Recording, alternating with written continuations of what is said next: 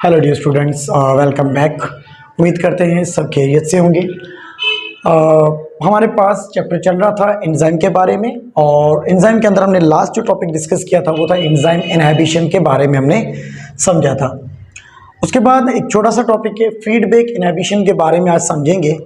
तो enzyme inhibition का मैं एक ऑलरेडी पहले लेक्चर के अंदर आपको रिव्यू दे चुका हूं कि एंजाइम इनहिबिशन जो है वो एक किस्म का प्रोसेस होता है जो जानदारों की बॉडी के अंदर अगर एंजाइम अपनी काम को रोकना चाहता है, अपना वो काम को स्टॉप करना चाहता है, या कभी कभी बॉडी के अंदर कुछ इन्फेक्शंस हो जाते हैं, कोई डिसऑर्डर्स आ जाते हैं, तो एंजाइम अपनी एक्टिविटी को स्टॉप कर देता है।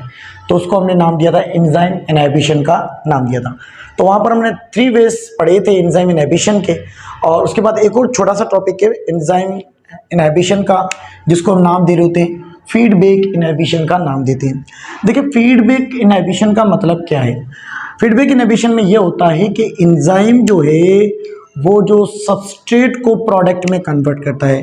ये आप लोग पढ़ चुके हैं कि एक सबस्ट्रेट मौजूद है हमारे पास, ठीक है।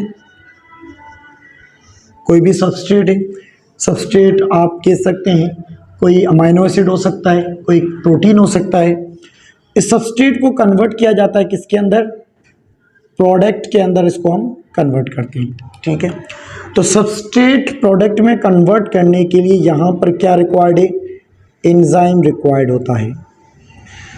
तो फीडबैक इनहिबिशन में ये होता है कि जो सबस्ट्रेट से प्रोडक्ट जो बनेगी, वो प्रोडक्ट जो होगी वो एंजाइम की एक्टिविटी को स्टॉप करेगी कि अब आपको काम नहीं करना है, अपने काम को स्टॉप कर देना है। तो इसी वजह से इसको कहते हैं एंजाइम फीडबैक इनहिबिशन का भी नाम देते हैं। जैसे कि फॉर एग्जांपल आपके पास ये एक एस्पेरेटेट, ये एक किस्म का अमाइनो एसिड है, ठीक है, ये हमारी बॉडी में मौजूद है। एस्पेरेटेट ये जो फर्स्ट स्टेप है, इसके अंदर एक एंजाइम यूज़ होता है, समझ ले कोई भी एंजाइम 1 यूज़ हो रहा है। फिर ये एस्पेरेटेट खुद को कन्वर्ट करता है किसमें, स्टेप ए के अंदर कन्वर्ट करता है, तो यहाँ पर एंजाइम 2 इस्तेमाल हो रहा है। फिर ये ए जो है खुद को कन्वर्ट करता है बी के अंदर, तो यहाँ पर एंजाइम 3 इस्तेमाल हो रहा है। फिर ये बी जो है खुद को कन्वर्ट कर रहा है सी के अंदर, और यहाँ पर एंजाइम आपका 4 यूज़ होगा। फिर सी खुद को कन्वर्ट करेगा डी के अंदर एंजाइम 4 की प्रेजेंस में। फिर एंजाइम जो डी, ये एंजाइम 4 जो है ये डी बनाता है, और डी कन्वर्ट कर रहा है किसके अंदर, थ्योरोनाइन के अंदर, और यहाँ पर एंजाइम यूज़ हो रहा है 5। अब देखिए एंजाइम यहाँ पर जो यूज़ हो रहे हैं 1 2 3 4 5 एंजाइम यूज़ हो रहे हैं, ठीक है। तो सीक्वेंस है कि जो एस्पेरेटेट अमाइनो एसिड को कन्वर्ट कर रहे हैं किसके अंदर, थ्योरोनाइन के अंदर।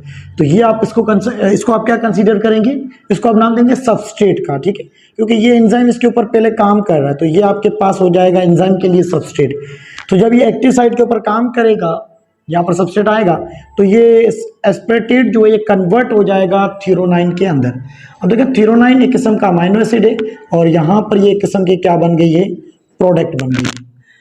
जब थ्योरोनाइन की कंसंट्रेशन, इस अमाइनो एसिड की कंसंट्रेशन जो है वो नॉर्मल रेंज से क्या हो जाएगी, ज़्यादा इंक्रीज हो जाएगी, बढ़ जाएगी, ठीक है। तो ये थ्योरोनाइन जो है ये यहाँ से आकर बाइंड होगा इस ये जो अमाइनो एसिड ये आकर बाइंड होगा यहाँ पर। एंजाइम की कौन सी साइट है, ये हम पढ़ चुके हैं, इसको हम नाम क्या देते हैं, एलोस्टेरिक साइट पर आकर ये देखें प्रोडक्ट जो थी वो यहाँ पर इस एंजाइम के एलोस्टेरिक साइट पर आकर अटैच हो गई है, जिसकी वजह से अब एंजाइम जो है ये शेप को चेंज कर देगा और अपने काम को स्टॉप कर देगा। तो इसको नाम देते हैं एंजाइम इनहिबिशन। लेकिन कौन काम करवा रहा है कि प्रोडक्ट जो एंजाइम खुद बना रहा था वही प्रोडक्ट खुद इसको आई है खुद को रोकने के लिए, तो वो यहाँ पर आकर बाइंड हो जाती है, ठीक है। उसकी शेप यहाँ पर एलोस्टेरिक साइट पर वो प्रोडक्ट आकर बाइंड हुई, एंजाइम को बोलेगी भाई अब आपको काम नहीं करना है। तो इसको हम एक और भी नाम देते हैं, ये एक और कंसिडर किया जाता है नॉन कॉम्पिटिटिव, ये हम पढ़ चुके हैं, ठीक है। नॉन कॉम्पिटिटिव और रिवर्सिबल का भी नाम दे सकते हैं, क्योंकि ये जब नॉन कॉम्पिटिटिव रिवर्सिबल इनहिबिशन भी आप इसको कह सकते हैं। रिवर्सिबल इनहिबिशन क्यों कह रहे हैं, क्योंकि देखें फिर जब ये प्रोडक्ट कम हो जाएगी, जब थ्योरोनाइन जो है बॉडी के अंदर या वो रिएक्शन के दौरान जब इस प्रोडक्ट की कंसंट्रेशन वापस कम हो जाएगी, तो ये फिर थ्योरोनाइन यहाँ से क्या हो जाएगा, ये यहाँ से रिमूव हो जाएगा, और फिर वापस वो रिएक्शन स्टार्ट हो जाएगा एस्पेरेटेट को कन्वर्ट करने में थ्योरोनाइन के अंदर। तो इस कंडीशन को हम नाम क्या देते हैं, एंजाइम फीडबैक इनहिबिशन। तो देखें अब आपको डेफिनेशन भी इसकी समझ में आ जाएगी, क्या है कि when the activity of enzyme is inhibited, कि एंजाइम की एक्टिविटी को इनहिबिट किया जाएगा, मतलब स्टॉप किया जाएगा। कौन करेगा, बाय इट्स ओन प्रोडक्ट, मतलब ये जो खुद प्रोडक्ट बनाएगा, इसकी खुद की इसी की प्रोडक्ट इसको क्या कर रही होती है, इसको काम करने से रोक रही है, तो उसको कहेंगे फीडबैक इनहिबिशन का नाम देंगे। तो when the activity of enzyme is inhibited by its own product is known as feedback inhibition.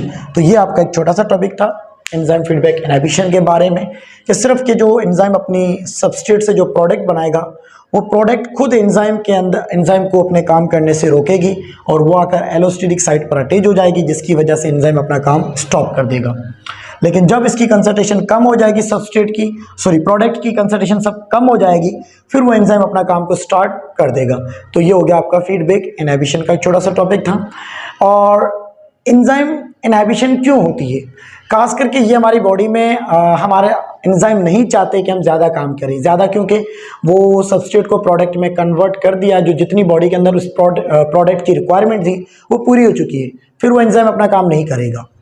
दूसरा ये कि कभी कभी कोई डिसऑर्डर्स हो जाते हैं, कोई बैक्टीरियल या वायरल इन्फेक्शंस हो जाते हैं, तो वो बॉडी के एंजाइम नहीं चाहते कि हम उनको फ़ायदा पहुंचाएं, क्योंकि अगर वो एंजाइम क्या करते हैं, जैसे कि वो कुछ वायरस या कुछ बैक्टीरिया वो हमारी बॉडी के एंजाइम यूज़ करके अपना फ़ायदा ले रहे होते हैं, तो उस कंडीशन में भी एंजाइम इनहिबिशन होती है।